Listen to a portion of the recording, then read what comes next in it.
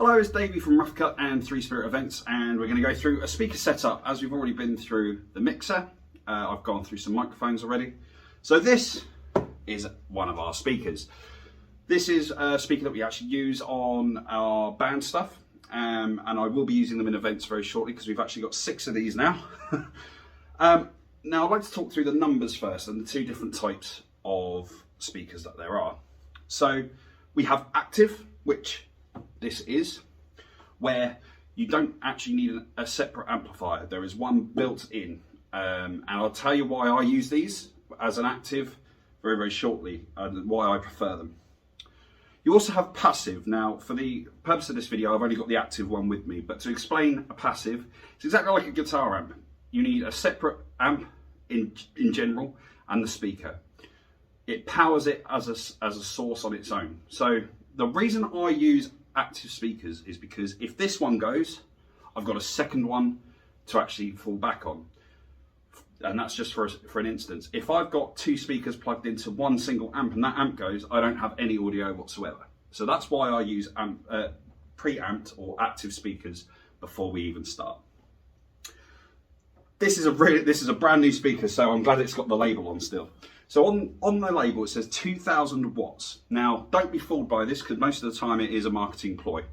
They will always put on 2000 watts, 3000 watts, and that's where this is where some people go wrong.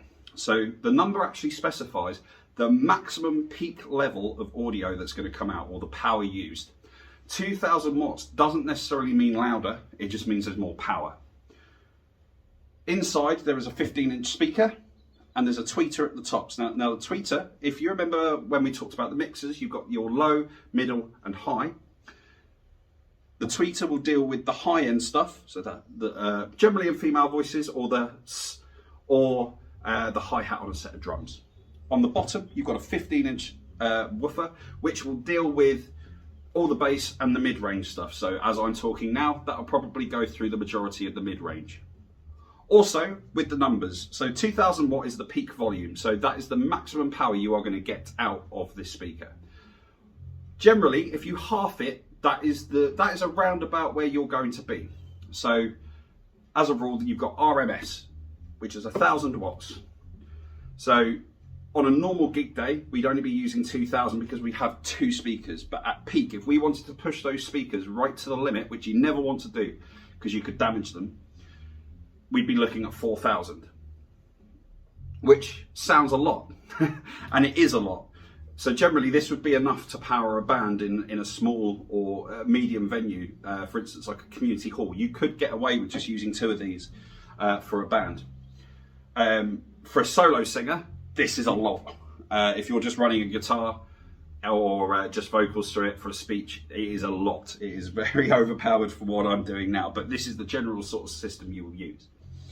So moving on to the back of the speaker, we have 2 inputs. So as I say, if you didn't want to use a mixer, which again we've explained before, if you're going to use multiple instruments, that's absolutely fine with this particular speaker. Now not all of them have these sort of facilities.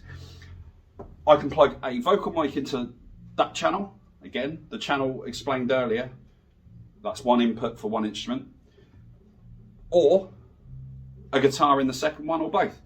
And we can adjust the volumes here, but we can't do an EQ, so it will be as is. I'm not going to demonstrate that today because I'm going to demonstrate through a mixer setting up for myself. So that is it really. You can adjust the volume, which will potentially adjust the power as well. So if you've got these all the way around to the top, you have the potential of using all 2000 watts. But you don't want to do that. Like I say, you could damage the speaker. So we're going to go halfway round. In fact, we're not even going to do that. We're going to go to 9 o'clock. So we're going to go a third of the way around. And I think that'll be enough. We also talk about EQ, and we also talk about the cables. So these use standard XLRs, but they do have a jack if you want to plug in a guitar. And again, not every speaker has this. But this has a double socket. So you can use one or the other in each one. We're going to use XLR to go in from our mixer. So all the instruments are going into the mixer to our speaker. So we're going to use an XLR cable, which I have here. So the male end from the mixer will go into the speaker. Again, we've already set the volume to a quarter of the way round. And then what we'll do is we'll plug this into the mixer. Always, always turn your mixer on first, because you could send a power surge to the speaker and damage it. So the mixer will always be on first, and then all we've got to do is turn on our speaker, turn it round towards the audience, and we are ready to go.